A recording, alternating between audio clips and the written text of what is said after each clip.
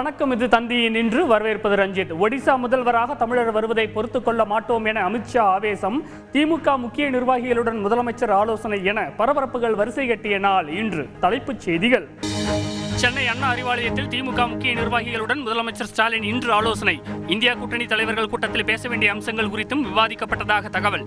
June 1ஆம் தேதி மாவட்ட செயலாளர்கள், நாடாளுமன்ற வேட்பாளர்கள் கூட்டம் நடைபெறும் என திமுக பொதுச் செயலாளர் துரைமுருகன் இன்று அறிவிப்பு. கலைஞரின் கனவு இல்லம் தொடர்பான வழிகாட்டு நெறிமுறைகள் இன்று வெளியீடு. 1 லட்சம் வீடுகள் கட்டுவதற்கான நிர்வாக அனுமதியை வழங்கியது தமிழக அரசு. சொந்த நிலத்தில் குடிசைகளில் வசிப்பவர்கள் மட்டுமே பயன்பெற முடியும் என தகவல். 3 நாள் பயணமாக நாளை மறுநாள் தமிழகம் வருகிறார் பிரதமர் மோடி. விவேகானந்தர் மண்டபத்தில் தியானத்தில் ஈடுபட உள்ளதாக தகவல். கன்னியாகுமரியில் இன்று பாதுகாப்பு ஒத்திகை. நடிகர் விஜயின் தமிழக வெற்றி கழகம் சார்பில் தமிழகம் முழுவதும் இன்று அன்னதானம். உலக பட்டினி தினத்தையொட்டி பல்வேறு இடங்களில் கமகம பிரியாணி விருந்து. RTE சட்டம் மூலம் தனியார் பள்ளிகளில் மாணவர் சேர்க்கை. 80,000 இடங்களுக்கு 2 லட்சம் பேர் விண்ணப்பித்த நிலையில் குலுக்கல் முறையில் மாணவர்கள் இன்று தேர்வு. சென்னையில் 11 வயது சிறுமிக்கு அரங்கேறிய கொடூரம். 6 மாதங்களாக தொடர்ந்து பாலியல் வன்கொடுமை செய்த 2 சிறுவர்கள் உட்பட 3 பேர் கைது. என் மீது வீசப்படும் குப்பைகளை உரமாக மாற்றுவேன் என பிரதமர் மோடி சூளுரை. அமலாக்கத்துறை தொடர்பாக எதிர்க்கட்சிகள் தன் மீது வைக்கும் குற்றச்சாட்டுகளுக்கு என்ன ஆதாரம் உள்ளது என்றும் தனியார் தொலைக்காட்சிக்கு அளித்த பேட்டியில் கேள்வி. ஒடிசா முதல்வராக தமிழர் வருவதை பொறுத்துக் கொள்ள மாட்டோம். தேர்தல் பிரச்சாரத்தில் உள்துறை அமைச்சர் அமித்ஷா இன்று திட்டவட்டம். ADHD எனப்படும் நரம்பியல் பிரச்சனையால் அவதிப்பட்டு வருகிறேன். நடிகர் ஃபகத் ஃபாசிலின் அறிவிப்பால் ரசிகர்கள் அதிர்ச்சி.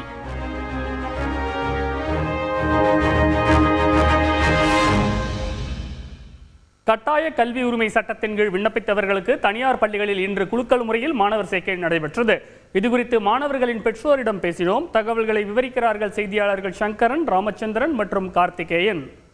குழந்தைகளுக்கான இலவச மற்றும் கட்டாய கல்வி உரிமை சட்டத்தின் கீழ் நலிவடைந்த குழந்தைகளுக்கு தனியார் பள்ளிகளின் தொடக்க வகுப்புகளில் 25% இடங்கள் ஒதுக்கப்படுகின்றன. இதன் மூலம் 8ஆம் வகுப்பு வரை குழந்தைகள் இலவச கல்வி பெற முடியும். இதற்கான விண்ணப்பம் கடந்த மாதம் தொடங்கிய நிலையில் சுமார் 80,000க்கும் அதிகமான இடங்களுக்கு 2 லட்சத்திற்கும் அதிகமானோர் விண்ணப்பித்துள்ளதாக தகவல் வெளியாகியுள்ளது. இதனையடுத்து அதிக விண்ணப்பங்கள் பெறப்பட்ட தனியார் பள்ளிகளில் இன்று குலுக்கல் மூலமாக குழந்தைகள் தேர்வு செய்யப்பட்டனர்.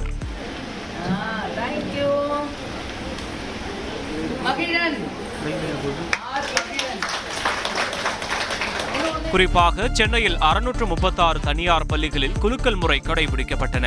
குறைந்த பொருளாதார வசதி கொண்ட தங்களுக்கு RTE மிகப்பெரிய வரப்பிரசாதம் என பெற்றோர் மகிழ்ச்சி தெரிவித்தனர்.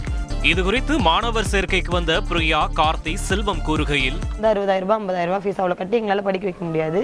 எங்களோட வீட்டிலலாம் கூலி வேலை தான் செய்கிறாங்க.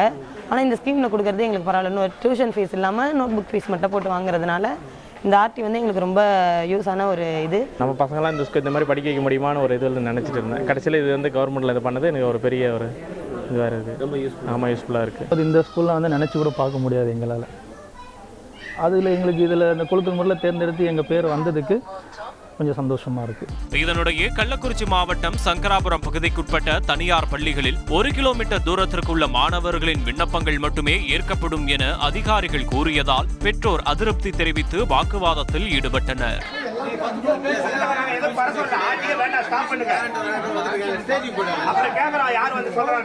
செய்தியாளர் ராமச்சந்திரன் வழங்கும் கூடுதல் தகவல்.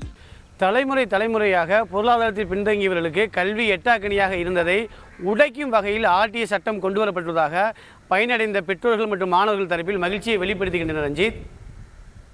நன்றி ராமச்சந்திரன். தனக்கு ADHD எனப்படும் நரம்பியல் பிரச்சனை இருப்பதாக பிரபல நடிகர் ஃபகத் ஃபாசில் கூறியிருப்பது ரசிகர்களிடையே அதிர்ச்சியை ஏற்படுத்தியுள்ளது.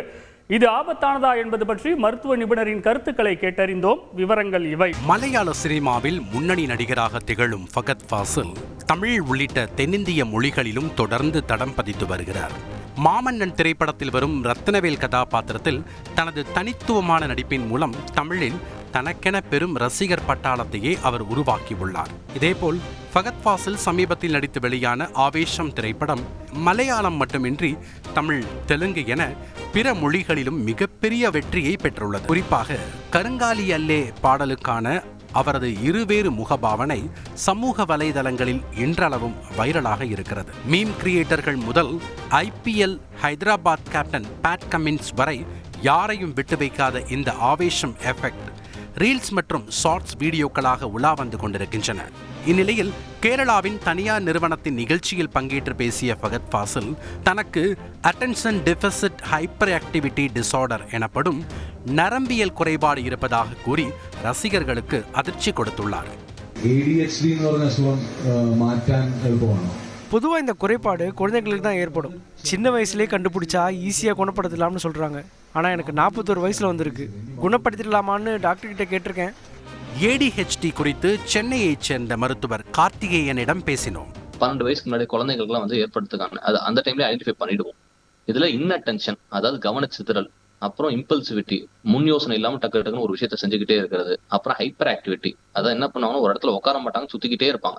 ஸோ இந்த மாதிரி விஷயம் தான் வந்து ADHD கோர் கேரக்டரிஸ்டிக். ஸோ இதெல்லாம் பாத்தீங்கன்னா இதனால என்னன்னா குழந்தைங்களால ஒழுங்கா ஸ்கூல் அட்டன் பண்ண முடியாது, கவனச்சிதறல் இருந்துகிட்டே இருக்கும், மற்ற குழந்தைகளை போய் டிஸ்டர்ப் பண்ணிக்கிட்டு இருப்பாங்க. இது ஸ்கூல்ல மட்டும் இருக்காது, வீட்லயே இது நிறைய பார்ப்பாங்க. இது நிறைய இருக்கும் போது தான் நம்ம கிட்ட கொண்டு வருவாங்க.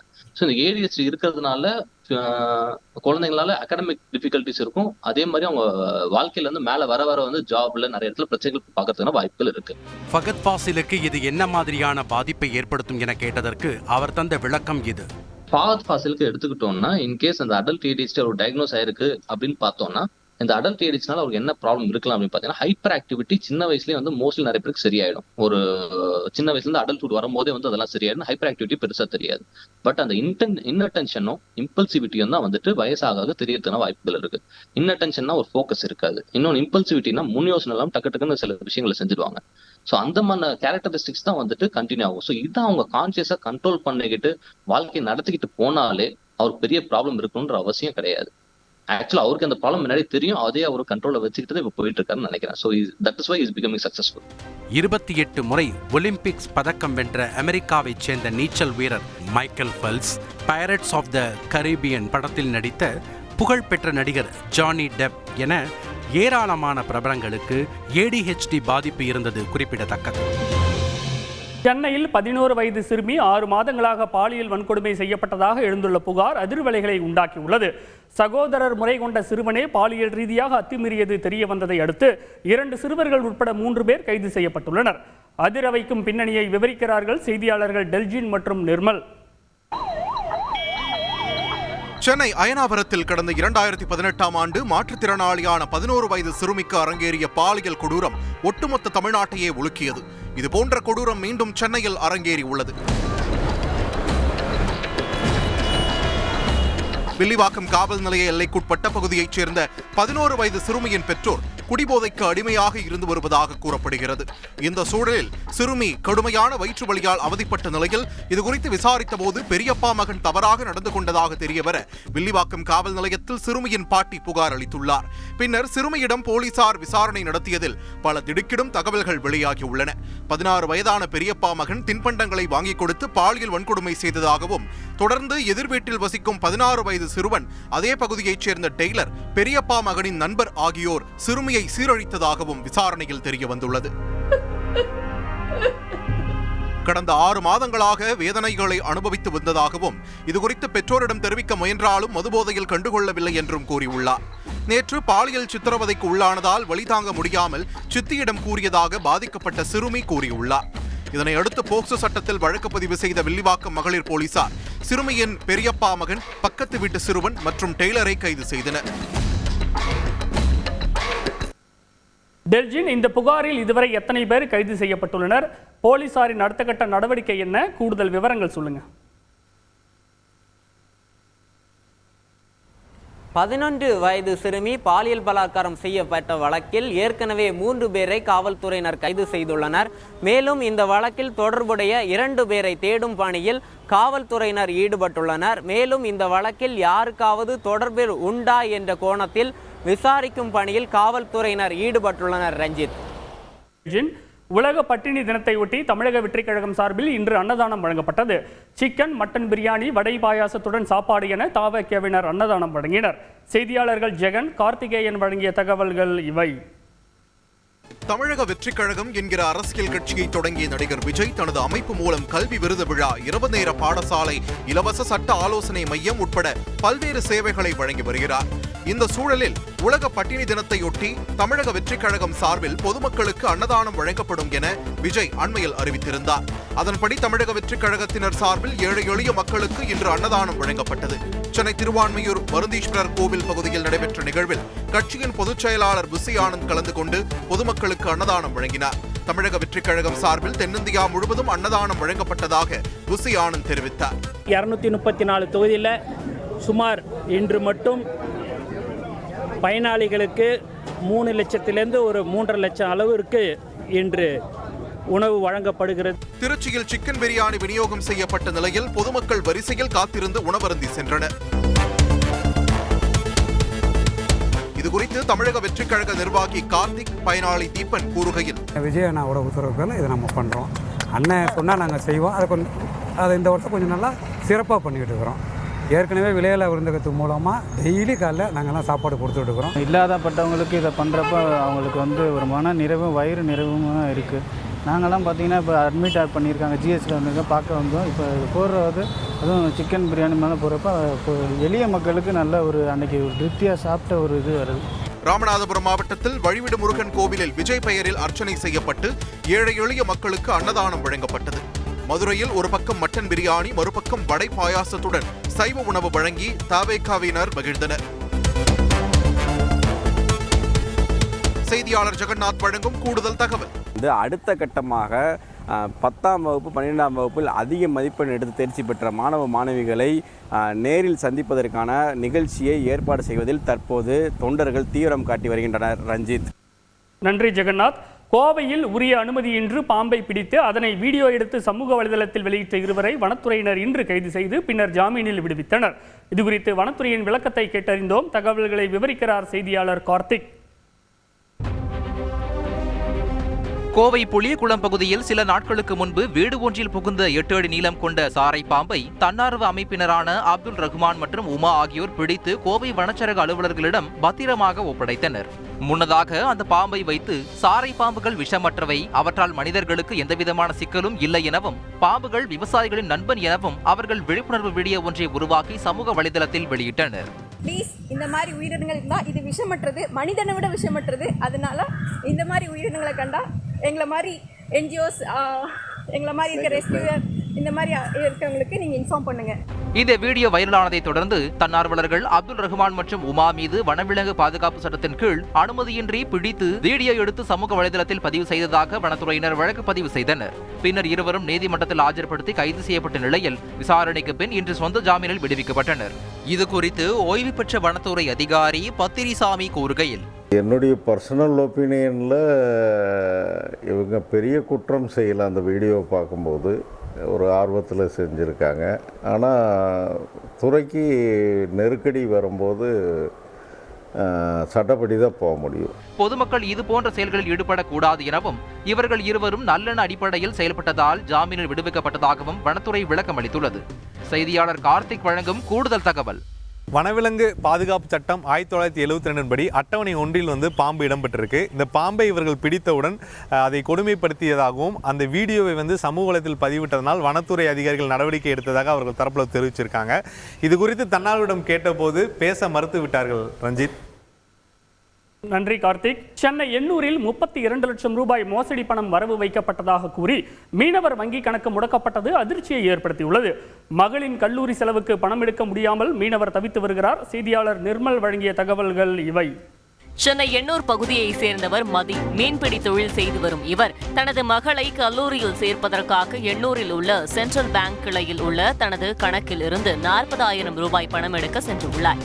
அப்போது தங்களது வங்கி கணக்கிலிருந்து பணம் எடுக்க முடியாது என வங்கி மேலாளர் கூறியதை கேட்டு மதி அதிர்ச்சி அடைந்துள்ளார். விசாரிக்கும் போது உத்தரகாண்ட் மாநிலத்தில் ஆன்லைன் மோசடி கும்பல் ஒன்று வேறொரு வங்கி கணக்கிலிருந்து 32 லட்சம் ரூபாயை திருடி மதி கணக்கில் செலுத்திவிட்டதாக வங்கி மேலாளர் கூறியுள்ளார்.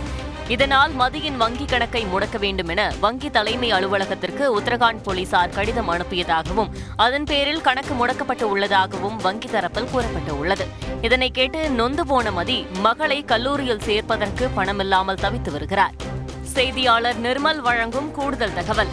உத்தரகாண்ட் மாநிலம் ஆன்லைன் திருட்டு கும்பலால் திருடப்பட்ட பணத்தை சென்னை எண்ணூரில் உள்ள கூலி தொழிலாளியின் வங்கி கணக்கு தவறுதலாக டிரான்சாக்ஷன் செய்யப்பட்டது. இதனால் அவரது வங்கி கணக்கு முடக்கப்பட்டது.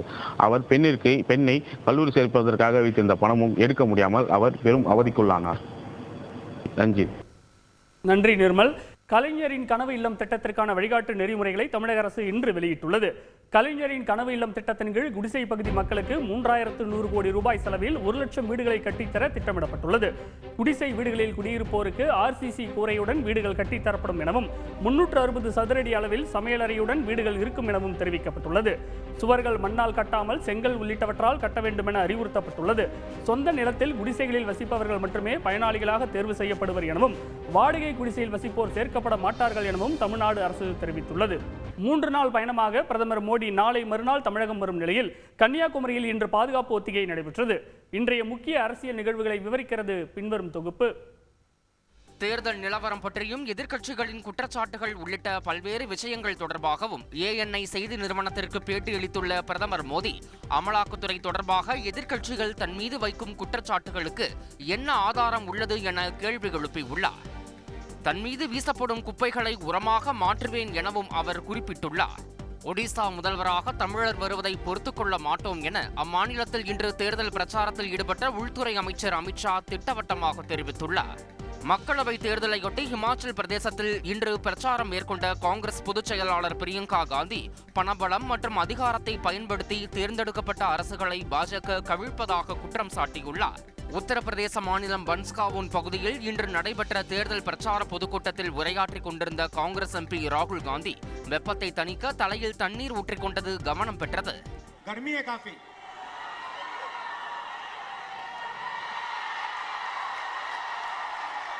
இந்தியா கூட்டணி தலைவர்களின் ஆலோசனை கூட்டத்தில் பங்கேற்க முதலமைச்சர் ஸ்டாலின் வரும் ஜூன் 1ஆம் தேதி டெல்லி செல்லும் நிலையில் சென்னை அண்ணா அறிவாலயத்தில் திமுக முக்கிய நிர்வாகிகளுடன் முதலமைச்சர் இன்று ஆலோசனை நடத்தினார். 3 நாட்கள் பயணமாக நாளை மறுநாள் தமிழகம் வரும் பிரதமர் மோடி கன்னியாகுமரியில் உள்ள விவேகானந்தர் மண்டபத்தில் தியானத்தில் ஈடுபட உள்ளதாக தகவல் வெளியாகியுள்ளது.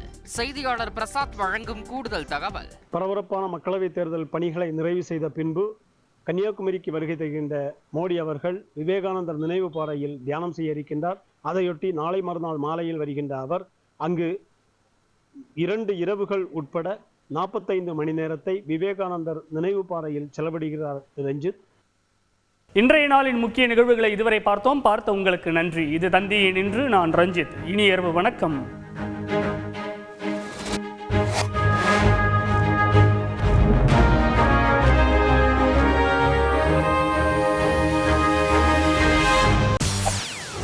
செய்திகளை உடனுக்குடன் தெரிந்து கொள்ள உடனே சப்ஸ்கிரைப் பண்ணுங்க.